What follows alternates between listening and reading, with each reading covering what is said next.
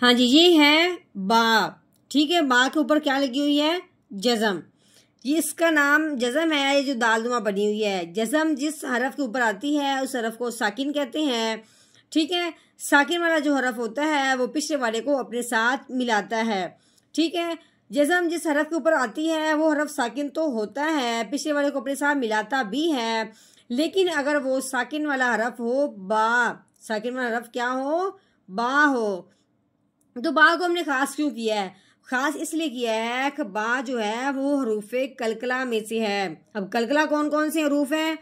क़ाफ, क़ा, बा, जीम, दाल। 5 हरूफ हरूफे कलकला के हैं। इन हरूफों में से कोई एक हरफ आ जाए और उसके ऊपर आ जाए जज़म, जैसे कि ये हरूफे कलकला में से बा भी है, बा हरूफे कलकला में से है। हरूफे कलकला के ऊपर जब ये आ जाए जज़म तो हरूफे कलकला को क्या करते हैं? हिला के पढ़ते हैं। अब हिलाने का मतलब ये है कि उसके लफ्ज़ को उसकी जगह से थोड़ा सा हिलाना, बिल्कुल साकिन ना करना, सुकून वाला ना पढ़ना। कलकला का मतलब ये है कि जैसे कि हम एक गेंद को उठाएं, उसको मारें दीवार के अंदर, तो वो गेंद हटा के वापस हमारी तरफ आती है, तो वो इसी तरह हमने इस हरफ को हिलाना है, उस हरफ को उसको वापस भी लेके आना है। तो कैसे पढ़ेंगे? काफ बा पेश कूब। कैसे? कूब। हमने अब कूब साकिन नहीं किया, बल्कि इसको क्या कर दिया? कूब। इसको हमने क्या कर दिया? हिला दिया, कलकला कर दिया।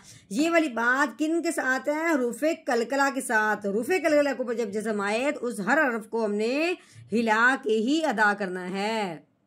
नहमदुहु व नसल्ली अला रसूलिहिल करीम, अम्मा बाद फ़अऊज़ु बिल्लाहि मिनश्शैतानिर रजीम, बिस्मिल्लाहिर रहमानिर रहीम। अस्सलामु अलैकुम व रहमतुल्लाहि व बरकातुहू। उम्मीद है आप सब खैरियत से होंगे। इंशाल्लाह जहाँ होंगे ईमान और सेहत की नेमत से माला माल होंगे। हाँ जी, तो आगाज़ करते हैं हम अपने आज के सबक का दुआओं के साथ। तो चलिए शुरू करते हैं। अल्लाहुम्मा सल्ली अला सय्यिदिना व मौलाना मुहम्मदिन व अला आलि सय्यिदिना व मौलाना मुहम्मदिन व बारिक व सल्लिम। रब्बि इश्रह ली सदरी व यस्सिर ली अमरी वहलुल उक़दतम मिन लिसानी यफ़क़हू क़ौली। Rabbi ज़िदना इल्मा, rabbi ज़िदना इल्मा, rabbi ज़िदना इल्मा। अऊज़ु बिल्लाहि मिनश शैतानिर रजीम। बिस्मिल्लाहिर रहमानिर रहीम। हाँ जी, ये अलीफ है। ठीक है, अलीफ के ऊपर कोई ज़बर, कोई ज़ेर, कोई पेश कुछ नहीं लगा हुआ। ठीक है, ये सिर्फ खाली अलीफ है। आगे देखें कि ये लाम है। लाम के ऊपर लगी हुई है 3 दंदों वाली शद। शद वाला जो हरफ होता है उसको मुशद्दद कहते हैं। अब ये लाम जो है ये मुशद्दद हो गया। दूसरी बात, जो शद वाला हरफ होता है वो पिछले वाले को अपने साथ मिलाता है। अब ये जो अलीफ है इसके ऊपर ज़बर ज़ेर पेश होती तो फिर इसने आगे मिलना था, इसके ऊपर कोई ज़बर ज़ेर पेश नहीं है। हाँ जी, कभी भी इस तरह को हरफ हो कि जिसके शुरू में अलीफ हो, उसके ऊपर कोई ज़बर ज़ेर पेश ना हो, तो उसको पढ़ने के लिए हमने उसके ऊपर लगा देना है ज़बर। उसके ऊपर क्या लगा देनी है? ज़बर लगा देनी है, क्योंकि जो अगला हरफ होता है उसके ऊपर जो ज़बर, जो हरफ अगले हरफ पे होगा वही पीछे जाएगा। अब अगला हरफ क्या है? लाम है। उसके ऊपर क्या आया हुआ है? ज़बर आई हुई है, इसलिए अब हम अलिफ के ऊपर क्या लगाएंगे? ज़बर लगाएंगे। दूसरी एक और बात, अलिफ के ऊपर ज़बर ज़ेर पेश आ जाए तो उस अलिफ को अलिफ नहीं पढ़ते, उस अलिफ को हमज़ा कहते हैं। अब इस अलिफ को हमने ज़बर लगाया इसके ऊपर, इसकी वजह से ये क्या बन गया? हमज़ा बन गया। अब हमज़ा को हमने इस लाम के साथ मिलाना है, तो कैसे पढ़ेंगे? हमज़ा लाम ज़बर अल। ठीक है, अल, ये लाम है, लाम के ऊपर लगी हुई है ज़बर। लाम ज़बर ला, अल्लाह। ये दाल है, दाल को हमने क्या करना है, नरमी से अदा करना है, सख्ती से बिल्कुल अदा नहीं करना। आगे ये या है, या के ऊपर ये जो दाल नुमा बनी हुई है इसको कहते हैं जज़म। ये जज़म जिस हरफ के ऊपर आती है उस हरफ को साकिन कहते हैं। अब ये जज़म आई है या के ऊपर तो ये हो गया या साकिन। ठीक है, या साकिन हो जब भी और उससे पहले हरफ के नीचे जेर आ जाए तो फिर हमने क्या करना है, पहले तो हमने दाल को या के साथ मिलाना है, क्योंकि जो साकिन हरफ होता है वो पिछले वाले को अपने साथ मिलाता है। फिर अगर या साकिन से पहले जेर आ जाए तो उस हरफ को मिलाने के साथ साथ एक अलिफ के बराबर लंबा भी करना है।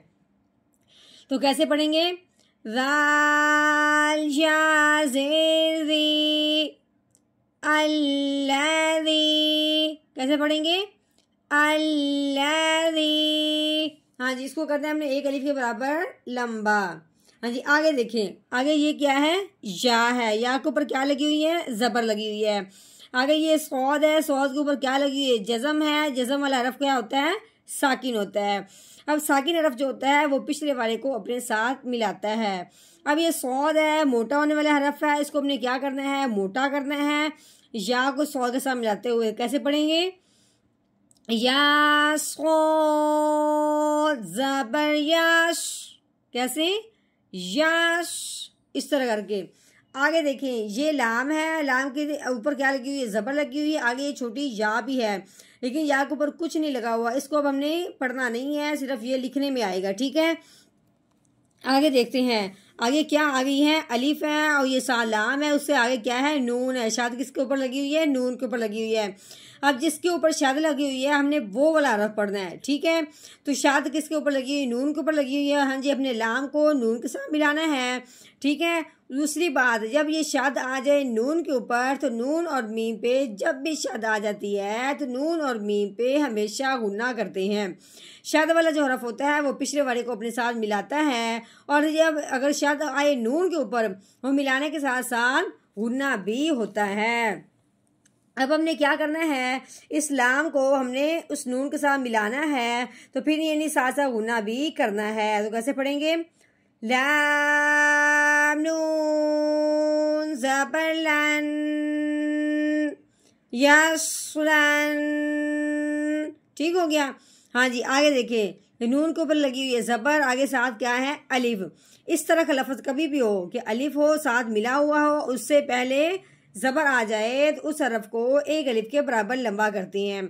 अब जबर किसके ऊपर लगी हुई है, नून के ऊपर, आगे अलिफ आ गया है। अब जबर वाले हरफ को हमने एक अलिफ के बराबर लंबा करना है। तो कैसे पढ़ेंगे, नून अलिफ जबर ना, कैसे, ना। हाँ जी, आगे देखें, यस्लन ना। ठीक है, यस्लन ना। हाँ जी, आगे देखिए, ये रॉ है, रॉ के ऊपर लगी हुई है जबर, तो आगे क्या है, लाम है, लाम के ऊपर क्या लगी हुई है, जज़म। ये दरमियान वाला जो अलिफ है वो नहीं पढ़ा जाएगा क्योंकि इसके ऊपर कुछ भी नहीं लगा हुआ लेकिन अगले हरफ पे क्या है, जज़म है, इसलिए अब हमने ये अलिफ नहीं पढ़ना, आगे जज़म वाला हरफ पढ़ेंगे क्योंकि रॉ को हमने जज़म वाले हरफ के साथ मिलाना है। तो कैसे पढ़ेंगे, रो लाम ज़बर रोल। ठीक है, कैसे, रोल नारोल। हाँ जी, आगे देखते हैं, ये काफ है, काफ के ऊपर क्या लगी हुई है, पेश लगी हुई है। आगे ये बा है, बा के ऊपर क्या लगी हुई है, जज़म। जज़म वाला जो हरफ होता है वो पिछले वाले को अपने साथ मिलाता है। अब अपने काफ को बा के साथ मिलाना है जिसके ऊपर जज़म लगी हुई है। दूसरी बात, ये जज़म हर हरफ के ऊपर जब आता है तो पिछले वाले को अपने साथ मिलाता तो है, लेकिन ये जज़म अगर आ जाए हरूफे कलकला पे, यानी हरूफे कलकला कौन कौन से हैं, ऑफ, ओ, बा, जीम, दाल, ये 5 हरूफे कलकला के हैं। इनमें से एक हरफ कौन सा था, बा भी है। ठीक है, इसकी तारीफ ये है कि हरूफे कलकला पे जब ये जज़म आ जाए तो हरूफे कलकला को हिला के पढ़ते हैं। तो कैसे पढ़ेंगे, काफ बा पेश कूब, देखा क्या किया हमने, कूब, ये क्या हो गया, हिल गया। आगे ये रॉ है, रॉ के ऊपर क्या लगी हुई है, खड़ी जबर लगी हुई है। रॉ के ऊपर खड़ी जबर हो, यानी जबर हो या पेश है तो उस रॉ को मोटा करते हैं, लेकिन खड़ी जबर हो किस हरफ पे उस हरफ को एक अलिफ के बराबर लंबा भी करते हैं। अब रॉ को हमने एक अलिफ के बराबर लंबा भी करना है, साथ साथ इसको हमने मोटा भी करना है। तो कैसे पढ़ेंगे? रॉ खड़ी ज़बर रॉ, कुबरा। ठीक है। अब आगे वक़फ़। तो वक़फ़ की सूरत में अगर आखिर वाला हरफ या है लेकिन इसके ऊपर कुछ भी नहीं लगा हुआ तो इसको अब हम नहीं पढ़ेंगे। ठीक है, क्यों? उससे पहले हरफ के ऊपर खड़ी ज़बर आ गई है। खड़ी ज़बर वाला जो हरफ होता है वो वैसे के वैसे ही रहता है, उसमें कुछ फ़र्क, कोई तब्दीली नहीं आती। तो कैसे पढ़ेंगे? आगे वक़फ़ कुबरा, कैसे? कुबरा। अब हमने इस मुकम्मल आयत का कर लिया है तोड़, अब हमने करना है इसका मुकम्मल आयत का जोड़। हाँ जी, अब हमने इसको करना है रवानगी के साथ अदा करना है। तो किस तरीके से पढ़ेंगे? अऊज़ु बिल्लाहि मिनश शैतानिर रजीम। सूरतुल अअला मक्किय्या। बिस्मिल्लाहिर्रहमानिर्रहीम। अल्लज़ी यस्लन